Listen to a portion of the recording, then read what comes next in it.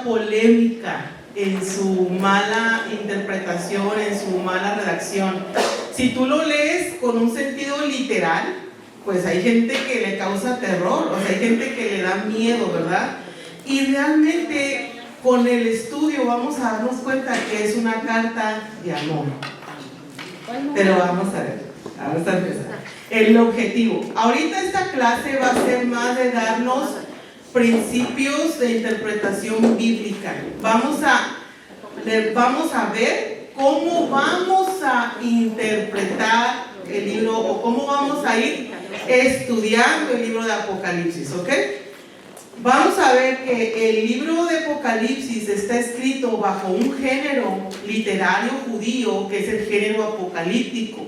Entonces debemos entender cómo es este género para poderlo interpretar acorde a nuestro idioma, acorde a nuestro contexto, ¿sí? Entonces vamos a empezar.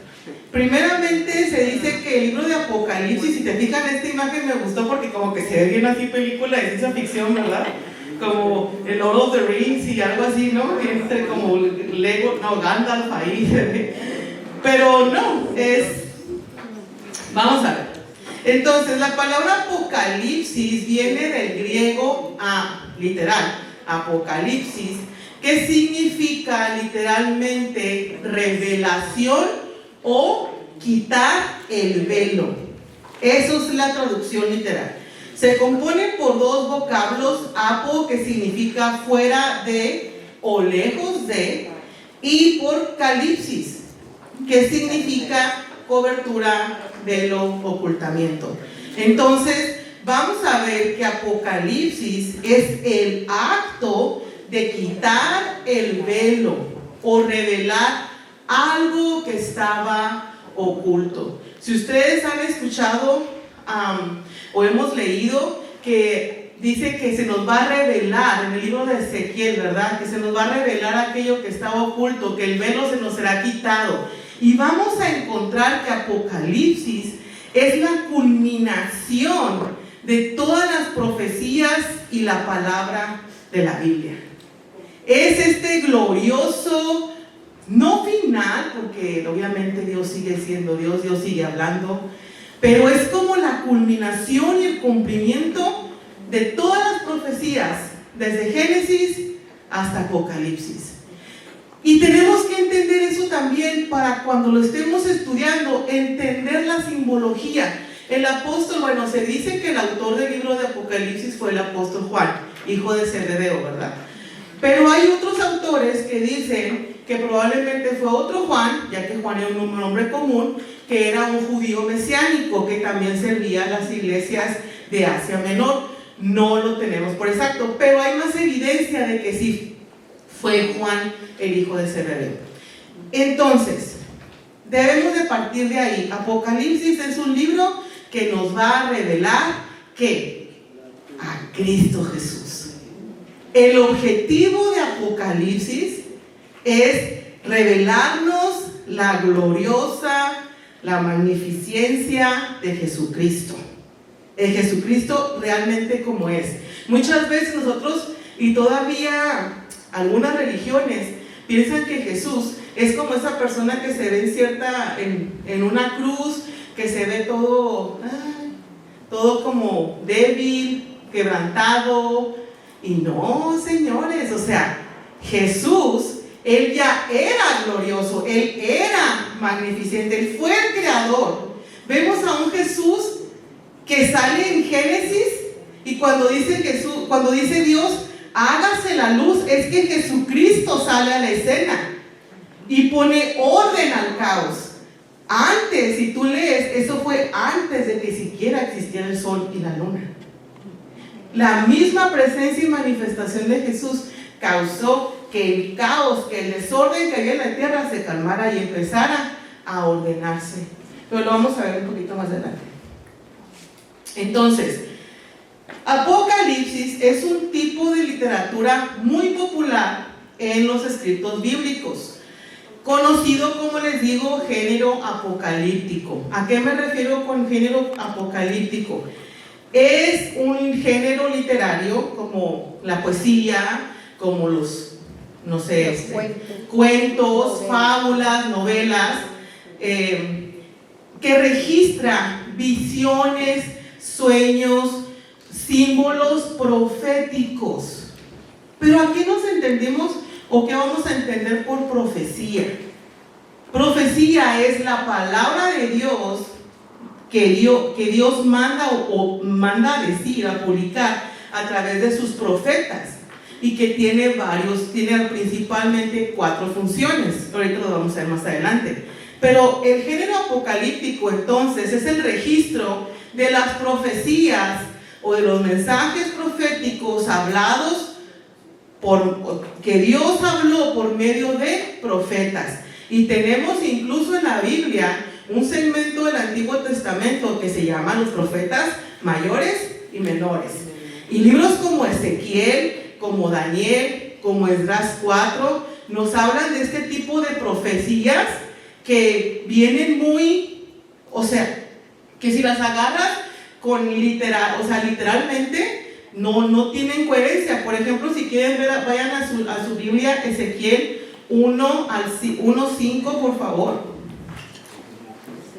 Y si alguien lo encuentra, me puede ayudar a leerlo. Ezequiel 1:5. ¿Nadie? Ezequiel 1:5.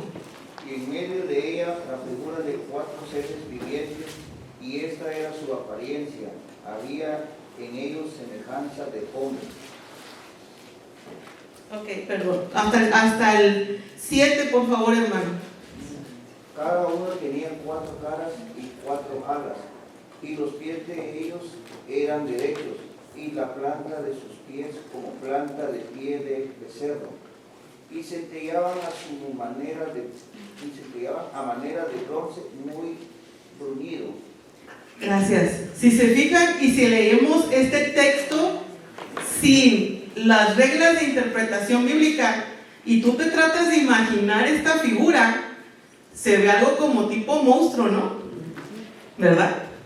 Pero hay que entender cuál era el contexto del autor, cuál era incluso su nivel académico, en dónde vivía, cuál era la situación política, incluso económica que él estaba viviendo, cuál era su nivel de preparación. Tú puedes encontrar en los 4 evangelios diferentes niveles de narrativa de los evangelios de la historia de Jesús, y cada uno es diferente. Podemos encontrar un Lucas, que es una persona que era un erudito, era un doctor, que explica todo en orden cronológico, punto, seña, evidencia. Y podemos encontrar unos más, no vamos a decir simples, pero con uso de otras palabras y enfocados a otras partes. Por ejemplo, como el Evangelio de Juan, que va más orientado a mostrar ese amor, ese afecto que el autor, que es Juan, hijo de Zebedeo, tenía hacia Jesús. Juan, cuando él fue testigo, cuando él fue discípulo de Jesús, se considera que tenía entre 16 a 20 años. Él no vivenció el caminar con Jesús de la misma manera que un Mateo, que era un recaudador de impuestos, que tenía una manera diferente de pensar, ni la misma con la que le interpretó Pedro, que era una persona que a lo mejor no era tan culta. Según los estudiosos, no era una persona que había, aunque cabe mencionar, aún el judío más humilde se sabía casi todo el Antiguo Testamento de memoria. O sea, aún yéndote a lo bajito. Pero exactamente, al mínimo los 5 primeros libros de la Biblia. Ya si era alguien más que se le había permitido avanzar en la educación, que era a través de los sacerdotes que agarraban como discípulos, eran maestros de otros jóvenes y los discipulaban. Ellos llegaban a memorizarse incluso hasta los profetas mayores y menores, y tenían clases de interpretación bíblica. Entonces, no es el mismo enfoque, no es la misma perspectiva. Por eso tenemos que aprender estas reglas de cómo incluso estudiar la palabra de Dios. Si agarramos un texto...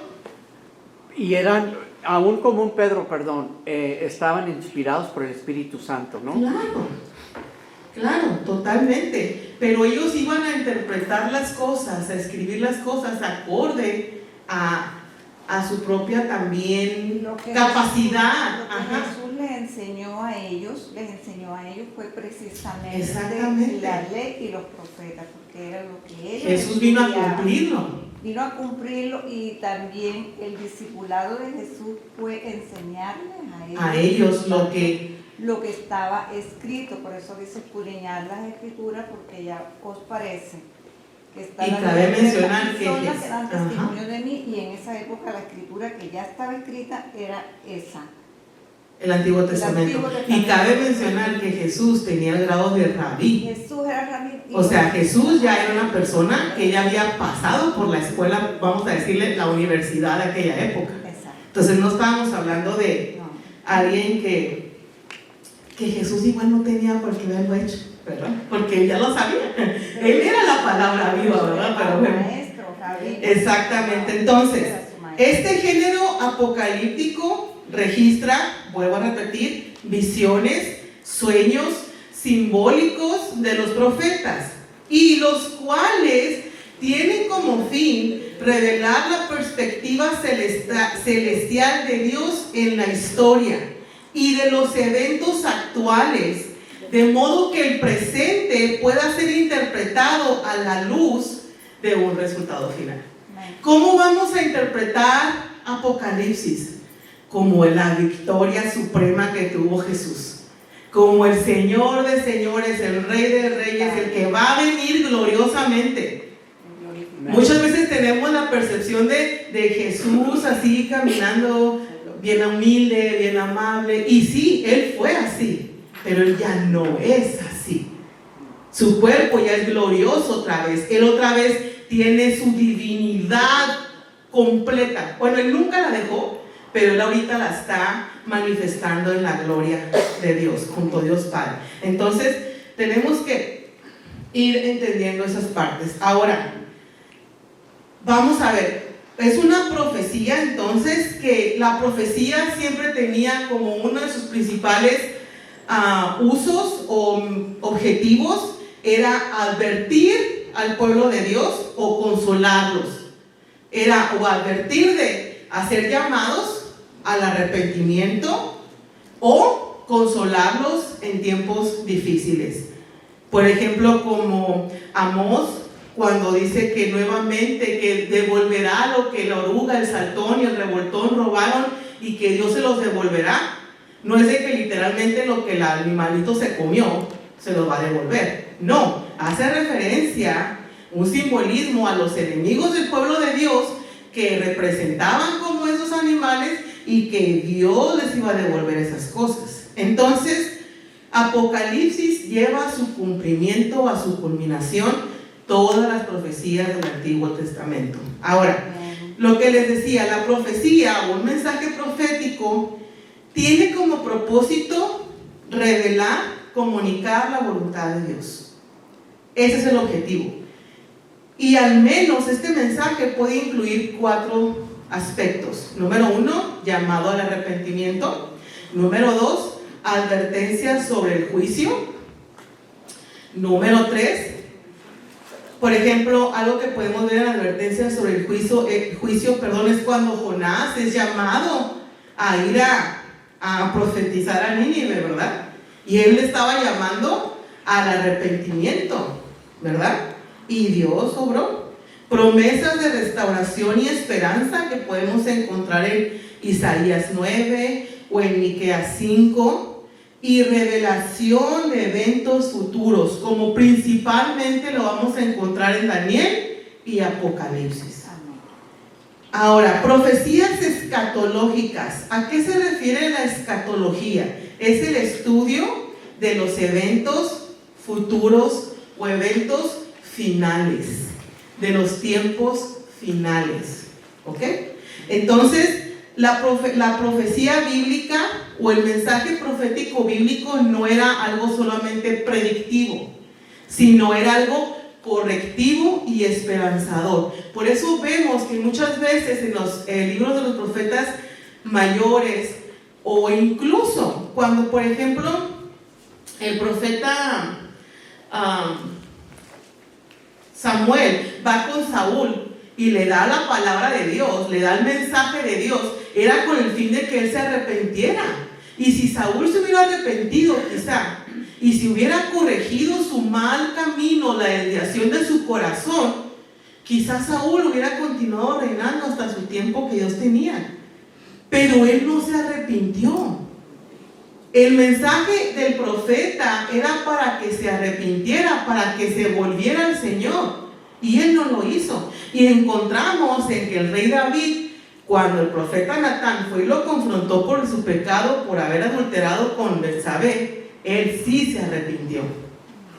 Y mostró este arrepentimiento por días, ayunando en un quebrantamiento. Entonces, este mensaje profético, la profecía siempre va a estar centrada en la fidelidad de Dios y en que quiere transformar nuestros corazones. Si Dios habla para corregir, si Dios habla para advertirnos de las cosas que pueden suceder si no cambiamos, es por su fidelidad, es por su amor que tiene a nosotros y que Él busca transformar nuestro corazón. El libro de Apocalipsis es una carta de amor. ¿Por qué? Porque Dios está, y vamos a verlo en el mensaje a las iglesias, advirtiendo.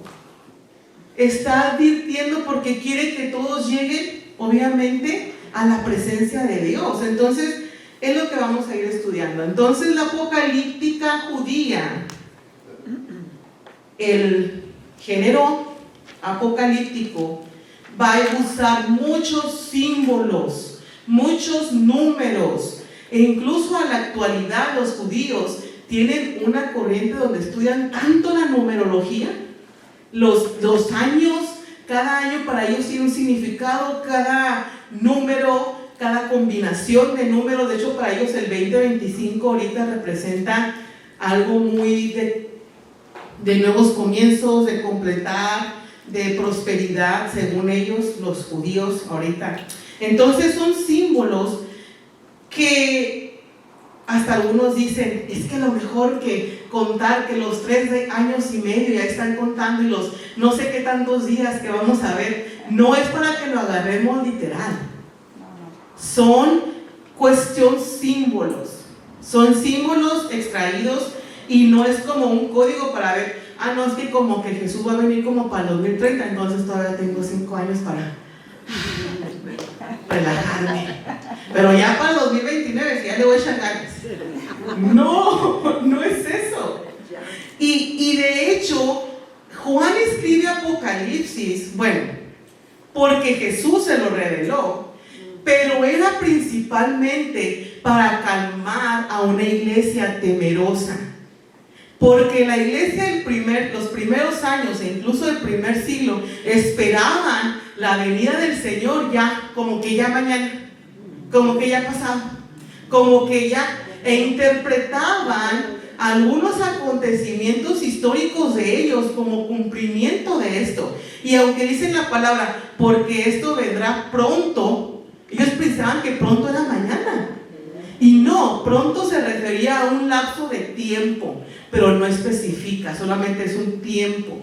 Es como un lapso de tiempo que no se nos dice años, no se nos dice cantidad, es un tiempo que, ¿quién lo dirige? Dios Padre.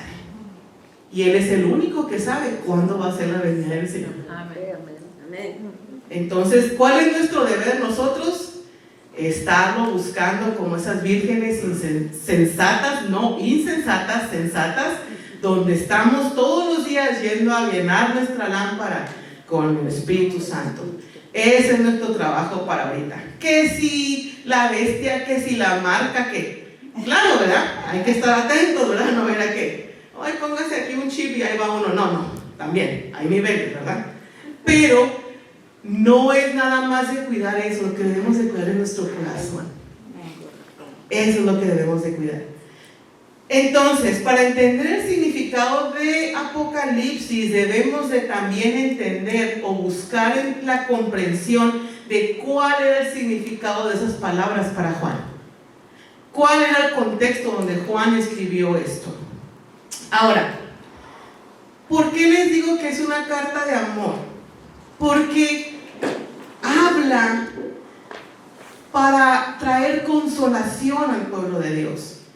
Jesús estaba viendo todo lo que estaba pasando en su pueblo. Sufrieron, los primeros cristianos tuvieron muchas dificultades. No crean que nosotros pensamos que todo fue como Hechos 2, de que todos vivían en armonía todo el tiempo y todos cantaban juntos. Y sí, eso duró un poco de tiempo. Pero después se vino una persecución tremenda por años. Había discordias dentro de las iglesias, había gente, falsos maestros, que se metían para romper la iglesia, para confundir a los hermanos, para desviarlos del camino verdadero, que es Jesús. Entonces ellos tenían todas estas dificultades, era el contexto religioso de ellos, y aparte el contexto político del Imperio Romano, poniéndoles el pie en el cuello. Y luego, o sea, ellos tenían el temor, es que ya va a venir el Señor, y es que ya va a venir el Señor. Y era esa angustia que ellos tenían, y Dios mandó esta revelación a través del apóstol Juan para consolar a su pueblo amado y para que supieran que alguien estaba pendiente de ellos. El propósito era animarlos a no desanimarse ni perder su fe, sino estar completamente seguros que el amor sacrificial de Dios era real y que el Cordero los amó tanto que dio su vida, pero que va a volver de una manera gloriosa. No va a venir como ese niño indefenso en un pesebre, sino va a venir a traer, él dice, y lo podemos encontrar también cuando Simeón, esta persona creo que viene en Lucas mencionado, cuando José y María traen a Jesús para presentarlo al octavo día, y Simeón era un hombre lleno del Espíritu Santo, cosa que no era muy común en aquella época. No todas las personas eran llenas del Espíritu Santo antes del Pentecostés. Pero ese señor, movido por el Espíritu Santo, va al templo, agarra al niño, porque el Espíritu Santo le había prometido que no moriría hasta que viera al Redentor de Israel. Y él, movido, va y ve al niño y lo toma y empieza a dar una palabra y le dice que este bebé, le dice a María, este bebé va a ser para levantamiento de muchos, pero para caída de otros. Y también dice, y una espada atravesará tu corazón cuando vería a su hijo muerto en la cruz. Pero esa palabra se cumple en Apocalipsis cuando Jesús viene, y a unos la iglesia la mandará al trono de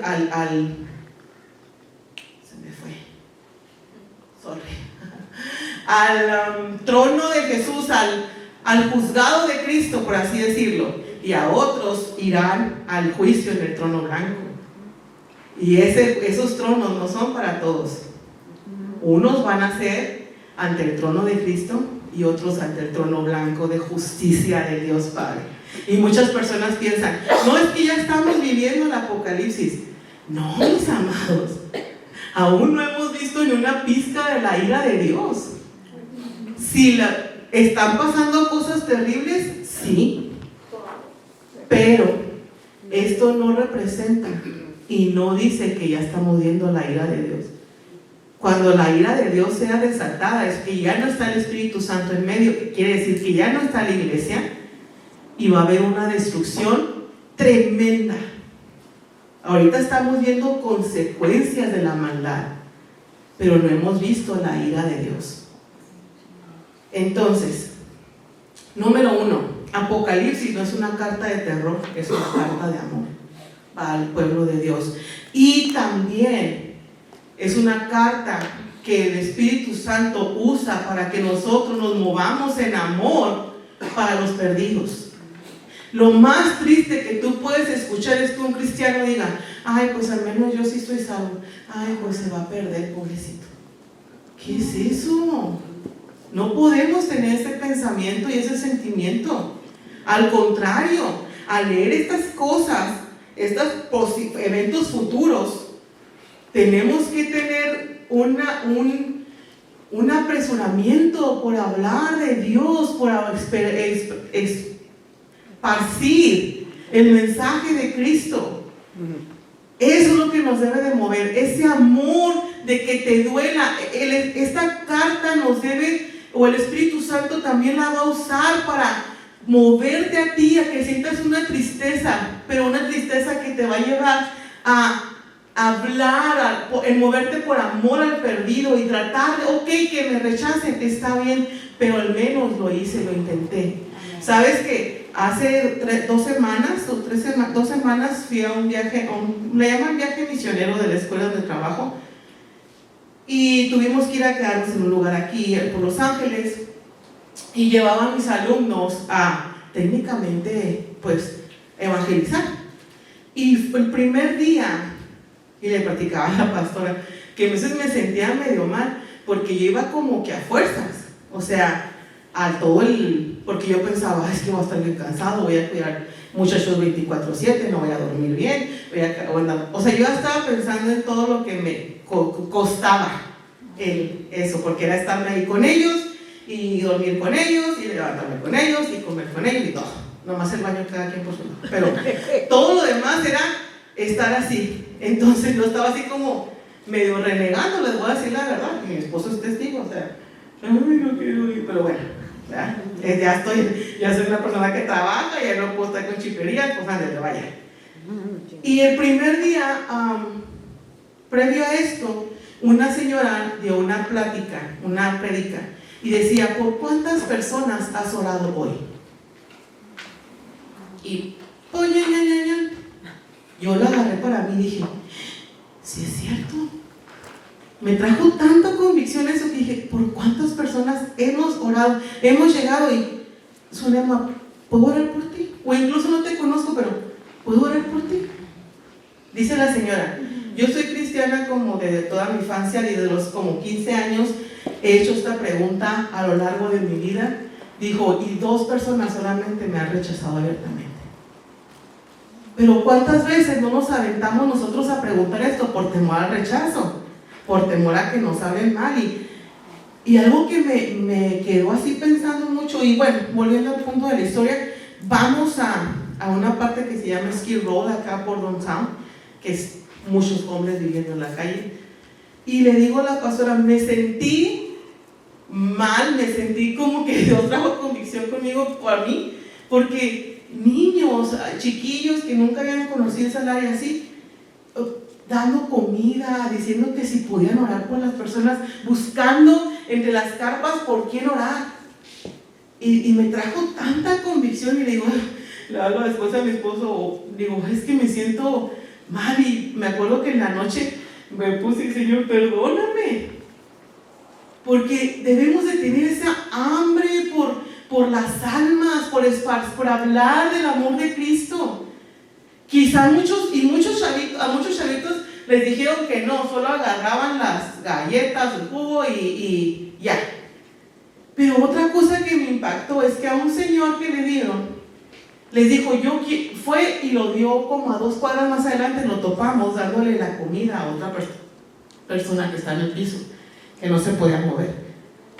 Y luego dice, le pregunta a un niño, ¿puedo orar por ti? Le dice, sí, pero también déjame a mí orar por ti.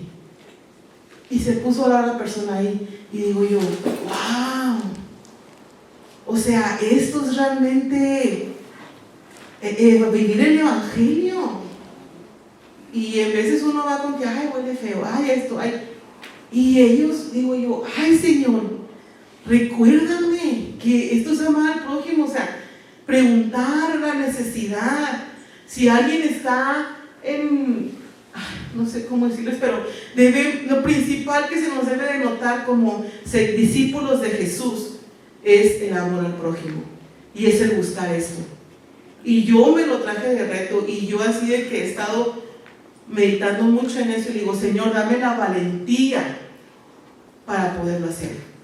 Para no me importa si me digan que no. No me importa si me rechacen. Al menos yo intentar, al menos yo hacerlo. O punto número 2 de las características de Apocalipsis es que es cristocéntrica. ¿Qué quiere decir esto? Jesús es el centro. Si tú me preguntaras en qué se resume Apocalipsis, la revelación de Jesucristo, de manifestación de la gloria de Jesús. Eso es el libro de Apocalipsis. Que la bestia, que las 4 cabezas, que las 10 cabezas, que la serpiente antigua, eso es X. ¿Qué es lo más importante? La revelación de Jesucristo. ¿Quién es Jesucristo realmente? ¿Cuál ha sido siempre su estado normal? Este Dios glorioso que vamos a ver en nuestro capítulo 1, esa es Jesucristo. Él es Jesucristo. Amén. Esa es su persona. Él siempre es. Y el enfoque principal del autor es glorificar al Cordero de Dios, es decir, a Jesucristo, al vencedor. Amén. Al que venció, ¿verdad? Esa es el autor. En veces nos desviamos y que la bestia y que la señora y que la gran Babilonia y que sí, e incluso vamos a ver que hay corrientes dentro de la iglesia que piensan que todavía Apocalipsis es como la lucha entre el bien y el mal, y que el mal casi gana, y que necesitan que nosotros oremos para que Dios gane. Él ya ganó, sin tu ayuda y sin la mía. Nosotros somos los que tenemos que vencer.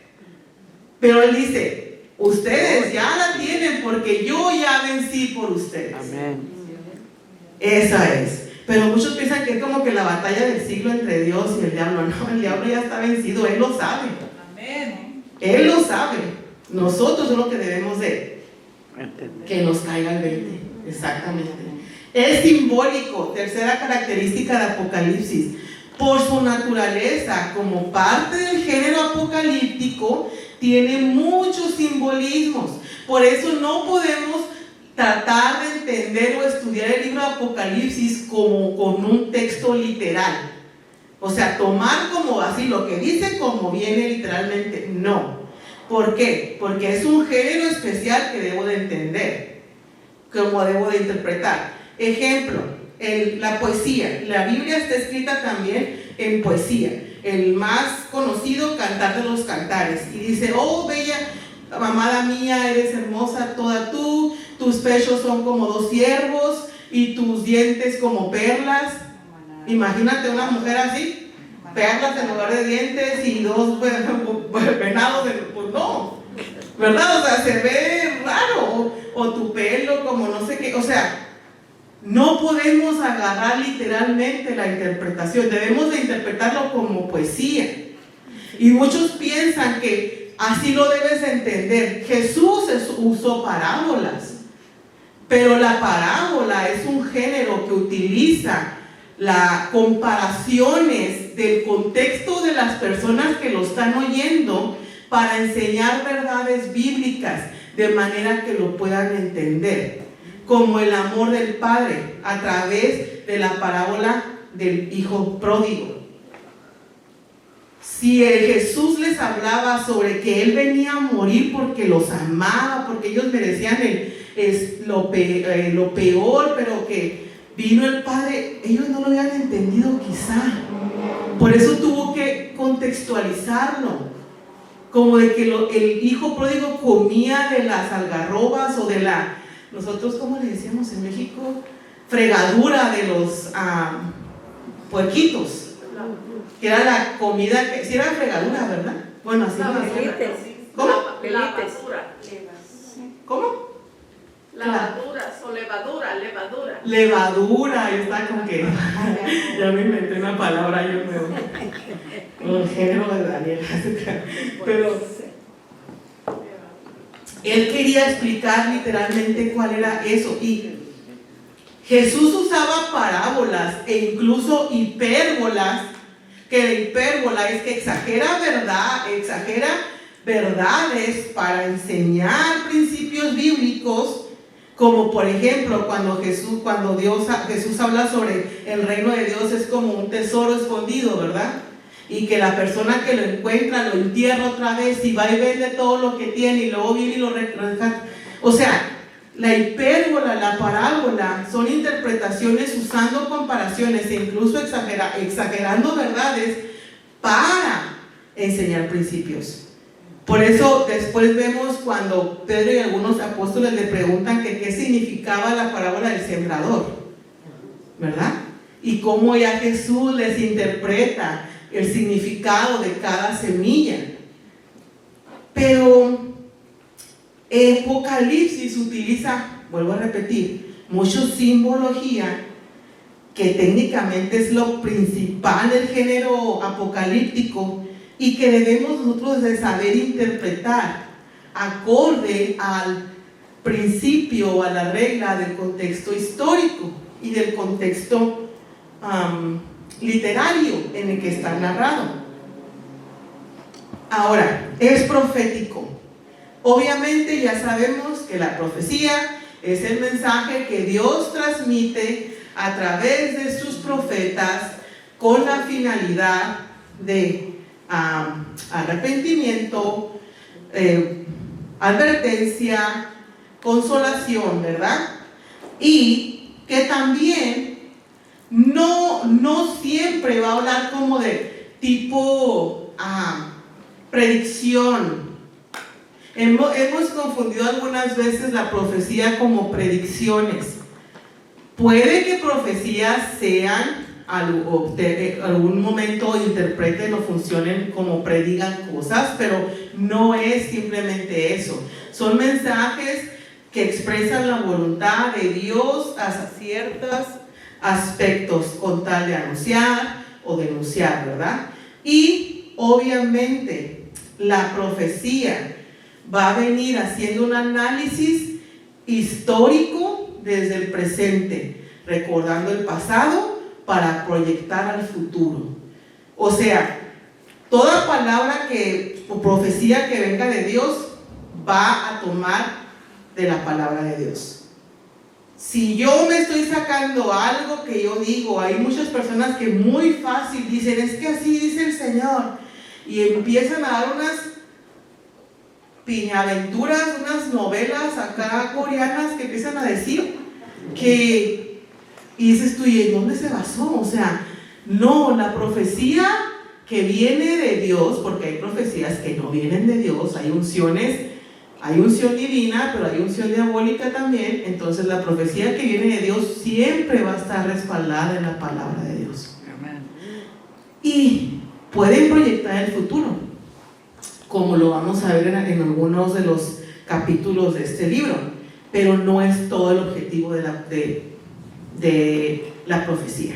Ahora, escatológico. ¿Recuerdan? Ya había platicado un poquito de eso. Escatología viene de dos palabras griegas, eschatos y logos, que se traduce como la doctrina de las últimas o de las cosas últimas. Esas cosas últimas no es que literalmente hagan referencia a el fin del mundo.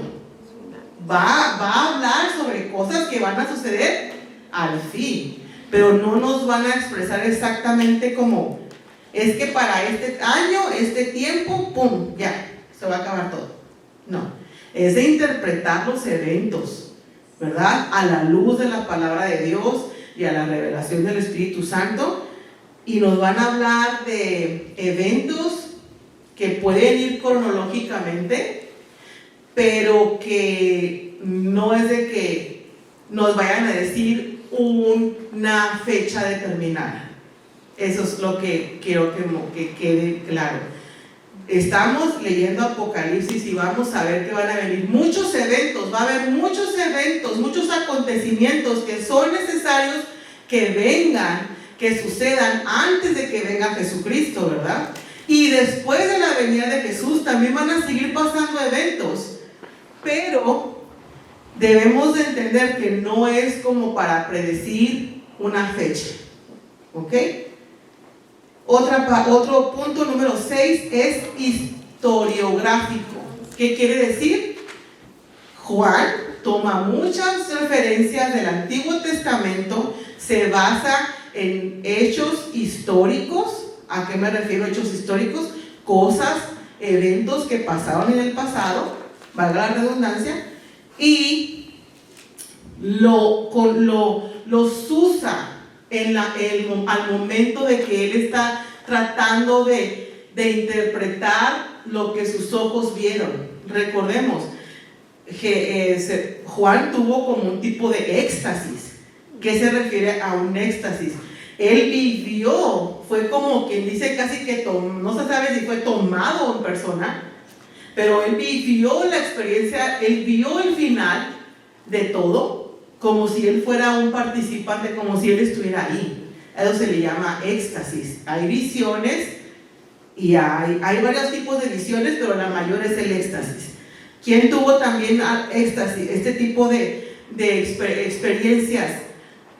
El apóstol Pedro, cuando él vio, antes de ir a la casa de Cornelio, Dios lo toma y él ve ¿se acuerdan en Hechos? Que ve una sábana con animales que ellos consideraban inmundo y que el ángel le dice, toma, mate y come, y él decía, no, porque es impuro. Y ya Dios le revela, no digas sin que es impuro lo que yo ya purifiqué, ¿verdad? Entonces, hay diferentes, esa fue una visión. Y luego hay éxtasis, y se dice también que el apóstol Pablo tuvo al menos 3 veces que fue llevado al tercer cielo. Es cuando en personas son tomados y ellos viven esas experiencias. Eso fue lo que pasó lo que hizo también, sucedió cuando Jesús le reveló al apóstol Juan Apocalipsis. Ahora, entendiendo eso, nosotros debemos de tratar de tener en mente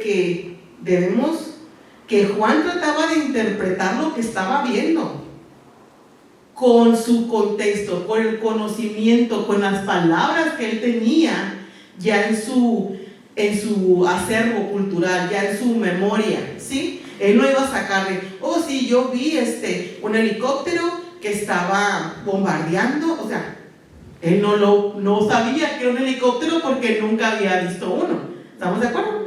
Entonces él lo iba a interpretar como a la manera de lo que él podía, con los elementos que él tenía para poderlo expresar. Entonces, para entender bien cualquier escrito antiguo, es necesario tratar de entender cuál era el contexto histórico y cuál era el contexto del autor. Por decir, muchas veces también se ha malinterpretado cuando el apóstol Pablo dice que las mujeres en Éfeso no deben de... ¿Fue en Éfeso o en Gálatas? Éfeso, ¿verdad? Que no debían de predicar. Y muchos lo agarran en el sentido literario y lo han hecho hasta parte de la normativa de la iglesia. Que hay ciertas denominaciones de iglesia donde las mujeres no pueden predicar. Lo mismo del de cubrirse la cabeza. Exactamente. ¿Por qué? Pero no entiende el contexto de que estaba viviendo Éfeso y por qué las mujeres no podían predicar. Y no era cualquier tipo de mujeres, eran ciertas mujeres que venían siendo ex sacerdotisas o continuaban siendo sacerdotisas de Diana de los Efesios, y que a través de la seducción y de un espíritu jezabélico querían desviar a los cristianos hacia la idolatría. Entonces, por eso es importante, y vamos a ver que una de las reglas de la interpretación bíblica es conocer el contexto histórico. Es teológico, número 7. Teológico quiere decir que no solo se desarrolla, teología es el estudio de Dios, es el estudio del conocimiento de Dios. Entonces, es teológico porque está siempre mencionando a Dios, de la persona de Dios. Vamos a ver el espíritu que dice, el espíritu o los 7 espíritus, ¿verdad?, que estaban en el candelabro. No es de que 7 espíritus, es las 7 características o 7 personalidades del Espíritu Santo, pero Juan lo está interpretando como él podía. Para él eran 7 personas, por así decirlo, diferentes. Pero no, está hablando siempre en todo el tiempo de Dios y del Cordero Jesucristo.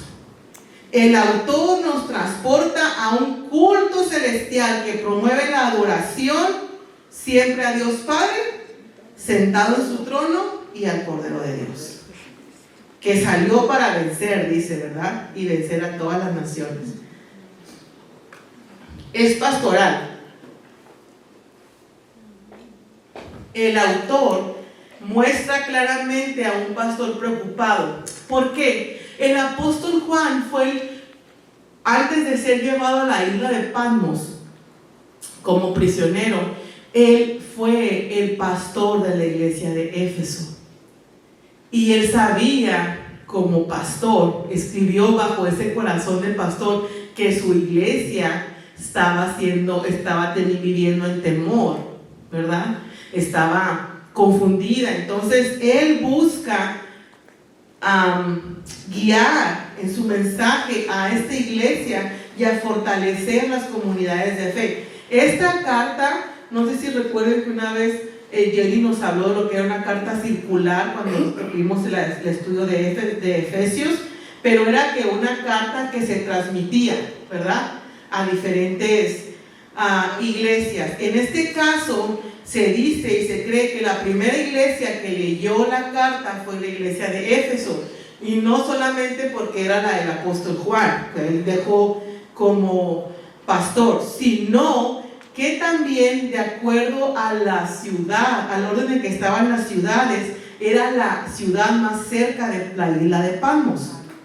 Entonces, de acuerdo a cómo corría o cómo iba el correo en aquella época en Asia Menor, se dice que la primera iglesia en leerlo fue Efesios.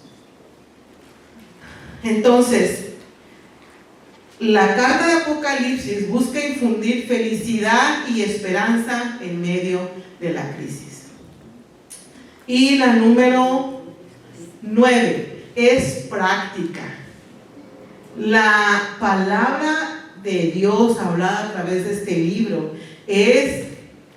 va orientada a producir en nosotros un cambio, sobre todo el mensaje de las iglesias, a buscar un cambio en la conducta ética de las iglesias, pero más que ético, yo diría que moral. ¿Qué es la ética? Es el conjunto de valores y principios que rigen nuestra conducta humana, pero desde el exterior. O sea, yo no robo, ¿por qué? Porque me meten a la cárcel, no porque sea un pecado. Si yo le hago desde un punto de vista moral, la moral sí es los valores y principios con los que yo regulo desde mi pensar hasta mi actuar, pero la moral va de adentro hacia afuera. La ética, pues yo no lo hago porque estoy evitando el castigo, pero desde un punto de vista moral, yo no lo hago porque no le agrada a Dios, porque no es correcto. ¿Sí me identifican las diferencias? Sí. Entonces, más que conducta ética, yo diría como a cambiar nuestro comportamiento desde el corazón, ¿verdad? Entonces es un manual de vida que debe ser vivido y experimentado, no solo escuchado. Este mensaje tiene propósito de ser puesto en práctica aquí y ahora, no en el año 96 después de Cristo, que fue cuando se escribió una de las fechas tentativas en las que se dice que escribió este libro. No, es para aplicarlo hoy, 2000 años en el calendario que nosotros manejamos, o 3000 en el calendario judío. Es para aplicarlo hoy. Exactamente. Entonces, ok, ahora sí, antes de brincarme a esto, vamos a ver ya por último las reglas de interpretación histórica. Hay varios tipos de reglas de interpretación interpretación bíblica.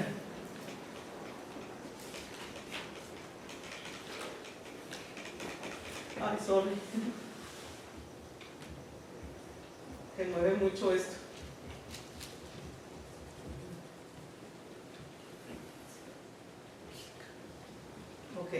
Hay varias reglas, pautas, principios, dependiendo del autor que tú quieras manejar o que tú quieras llevar, pero vamos a ver que las principales o las tres primeras es: número uno, antes de tratar de interpretar o de definir, número uno, tienes que conocer el contexto histórico. O sea, si yo voy a estudiar el libro de Job, debo de tratar de conocer cuál era el contexto histórico del libro de Job, en qué años se escribió, bajo qué cultura. O sea, ¿en qué cultura? La cultura, Job no está dentro de la cultura, o sea, él no era un judío. Se dice que el libro de Job fue el primer libro en escribirse de toda la Biblia. Y se escribió muchos años antes que el Pentateuco, que fue escrito por Moisés, que fue escrito también miles de años antes. Entonces, se tiene que interpretar y no se desconoce el autor de Job también. Y eso ha causado así como ciertas dudas la gente al interpretarlo. Entonces, número uno, contexto histórico. Número dos, contexto literario. Lo que les decía ahorita. ¿Qué tipo de género literario utilizó el autor para expresarlo, para escribirlo? Por decir, Cantar de los Cantares fue escrito con pura poesía. Poético completamente. Lamentaciones también tiene muchos tintes poéticos y es un profeta, pero es muy poético, no lo podemos tomar también literal. Hay que entender, por ejemplo, género o literatura, ¿cómo se le dice, pastora? Antología, género como de antologías, ¿verdad? Antologías son la recopilación de hechos ya pasados en orden cronológico. O sea, esto pasó primero, luego esto y luego esto. Un punto o algo que podemos notar ahí, por ejemplo, Génesis. Génesis empieza con la creación del mundo. ¿Cómo fue que empezó? Y empieza el orden. No nos dice fechas, pero nos da más o menos una pauta a seguir para interpretar la historia o el inicio de la creación y de la raza humana como tal, ¿verdad? Y número tres sería el contexto textual.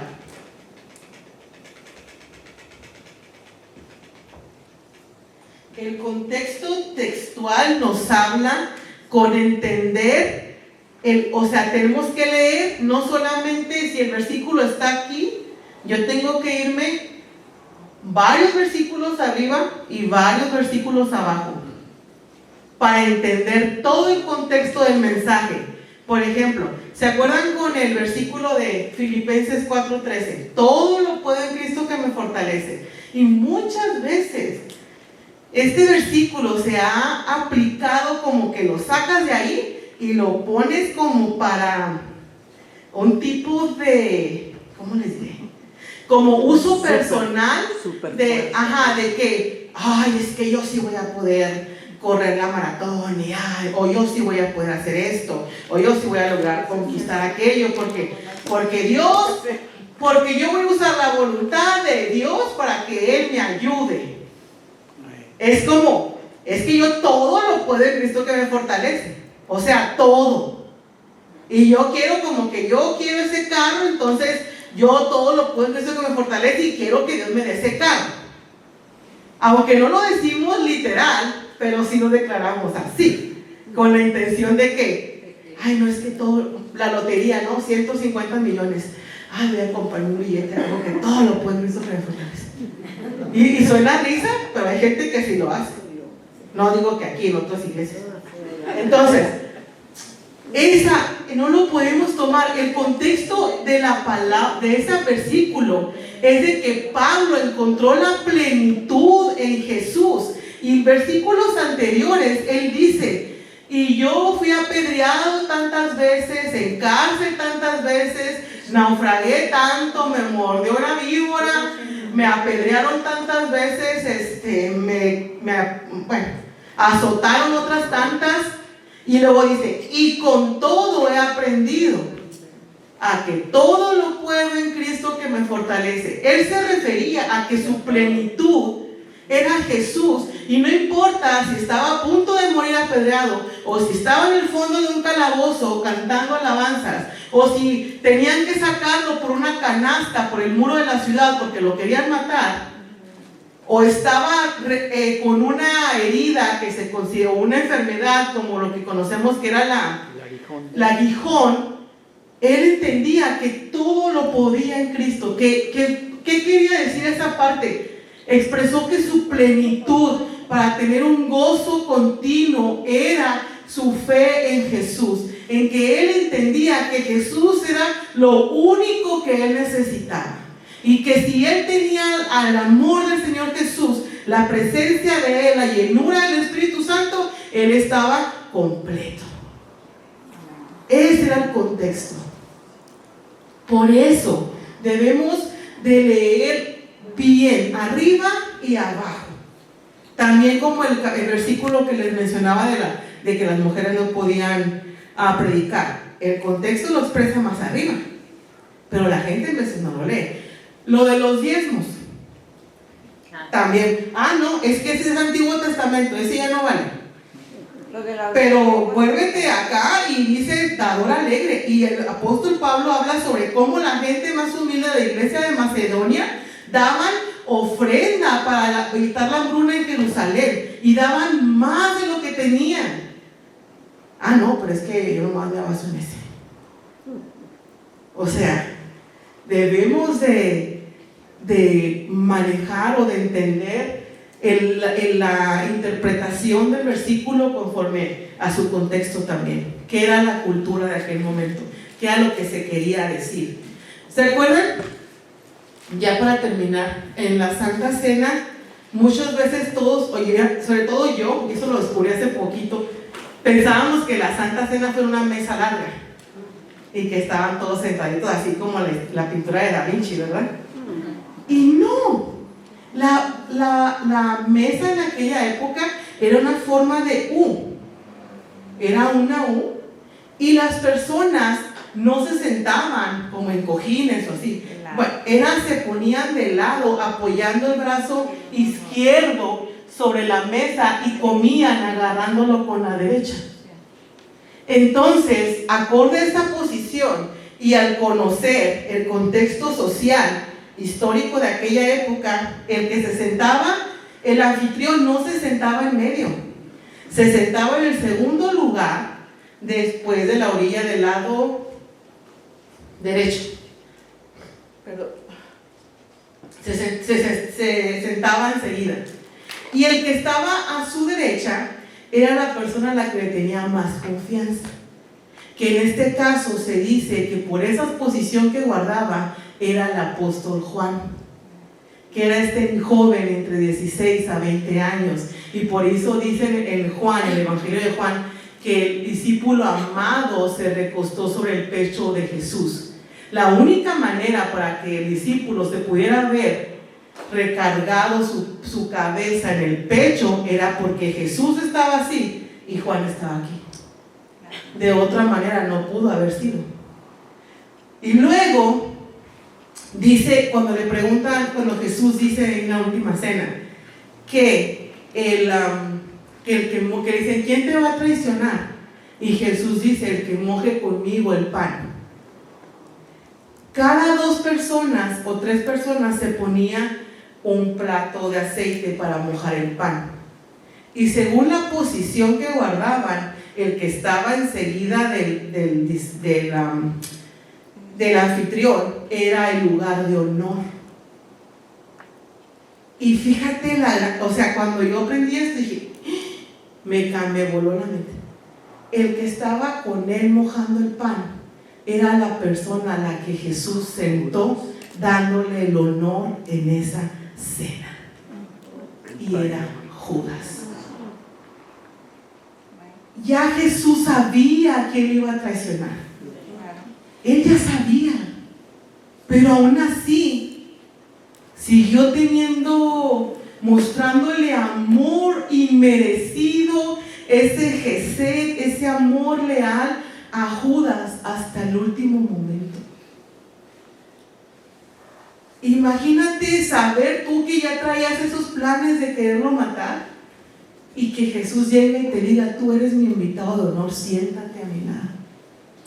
Y servirle, porque el anfitrión le servía a esta persona el pan, el vino, todo. Y Jesús se mantuvo fiel a Judas hasta el final y dándole un lugar inmerecido.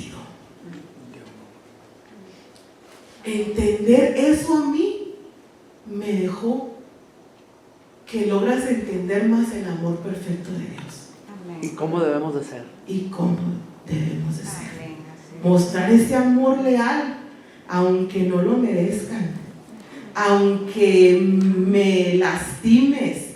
Yo pongo mi corazón ante Dios. Obviamente hay límites, pero el Espíritu Santo te lo va a revelar. Pero yo me expongo con tal de amarte. Y si tú me lastimas, yo sé a quién debo ir, a Jesús, a que me sane. Pero yo me sigo exponiendo, sigo dándote la oportunidad, o me sigo dando la oportunidad de amarte a pesar de que sea difícil y a pesar de que no lo merezcas. Wow. Con esto nos quedamos el día de hoy. Vamos a tener un convivio.